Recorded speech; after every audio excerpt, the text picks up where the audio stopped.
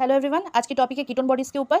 तो जो ketone bodies है वो कहाँ पर पाई जाती है, कैसे फॉर्मेशन होती है? बेसिकली ये माइटोकॉन्ड्रियल मैट्रिक्स में पाई जाती है, लीवर के माइटोकॉन्ड्रियल मैट्रिक्स में। ठीक है, तो ड्यूरिंग फैटी एसिड ऑक्सीडेशन, जब फैटी एसिड ऑक्सीडेशन होती है तो बहुत ज़्यादा एसिटाइल कोएंजाइम फॉर्मेशन होने लगता है। तो जब जितना मतलब यूज़ कर सकते हैं उतना तो सिट्रिक एसिड साइकिल और फैटी एसिड सिंथेसिस में यूज़ हो जाता है, लेकिन जो एक्सेस अमाउंट में लीवर में जब डिपॉजिट होने लगता है एसिटाइल कोए, तब उसका हम क्या करते हैं? जब एक्सेस अमाउंट में लीवर में ज़्यादा से ज़्यादा डेवलप होने लगता है तो बियॉन्ड ऑक्सीडाइज्ड और used for the fatty acid synthesis, तब और उसको यूज नहीं किया जा सकता है, तब क्या फॉर्मेशन होने लगता है? तब फॉर्मेशन होता है कीटोन बॉडीज का। तो कीटोन बॉडीज क्या क्या है? Aceto acetate, beta hydroxy ब्यूट्रेट and acetone. ये तीनों क्या है? ये तीनों कीटोन बॉडीज होती है। अब इन्हीं तीनों को मिलाकर क्या बोला जाता है? कीटोजेनेसिस। मतलब अब हम ये स्टडी करेंगे कि कीटोजेनेसिस कैसे होता है, इसकी सिंथेसिस कैसे होगी, कैसे फॉर्म होगी एसिटाइल कोएंजाइम से, उसी को हम क्या बोलेंगे? कीटोजेनेसिस। ओके, तो सबसे पहले फिर से समझ लो, लीवर के माइटोकॉन्ड्रियल मैट्रिक्स में कीटोन बॉडीज का फॉर्मेशन होगा जब फैटी एसिड ऑक्सीडेशन में बहुत ज्यादा एसिटाइल कोएंजाइम प्रोड्यूस हो जाते हैं, जिसकी जरूरत नहीं होती है एक्सेस अमाउंट में, उसका कीटोन बॉडीज बनता है, फॉर्मेशन होता है। तो कुछ इंपॉर्टेंट एंजाइम के नाम है एसीटो एसिटाइल कोए थायोलेज, ठीक है। सेकंड है एचएमजी कोए सिंथेस, एचएमजी का फुल फॉर्म होगा beta hydroxy beta methyl glutaryl coenzyme, ठीक है। थर्ड सेम है एचएमजी कोए लायस, यहाँ पे दो डिफरेंस होगा, देखो एक सिंथेस होगा एक लायस होगा, बाकी यहाँ से यहाँ तक सेम रहेगा, ठीक है।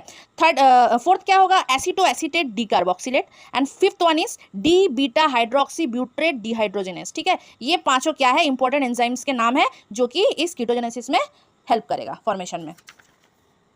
देखो अब यहाँ पर देखो कैसे इसकी फॉर्मेशन होती है। सबसे पहले जो एक्सेस अमाउंट में एसिटाइल कोए है उसको यूज किया जाएगा। सबसे पहला एंजाइम क्या था? एसीटो एसाइल कोए थायोलेज। जैसे ही इसके साथ इसका रिएक्शन हुआ तो फिर एक क्या हो गया?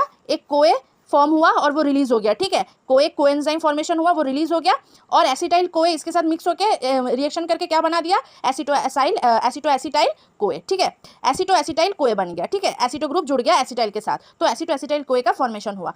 अब aceto acetyl coenzyme HMG CoA synthase के साथ रिएक्शन करेगा। जैसे इसके साथ रिएक्ट किया in the presence of acetyl CoA, एक एसिटाइल कोए का भी जरूरत पड़ा, मतलब acetyl CoA HMG CoA synthase and aceto acetyl मिलके एचएमजी कोए फॉर्म किया, ठीक है, और एक कोएंजाइम रिलीज किया, ठीक है। और एक कोएंजाइम का यहाँ पर कितना कोएंजाइम अपन को मिल गया? 1 and 2, सेकंड है ना, 1 2। तो एचएमजी कोए फॉर्मेशन हुआ किससे? एसीटो एसिटाइल कोए से, ठीक है।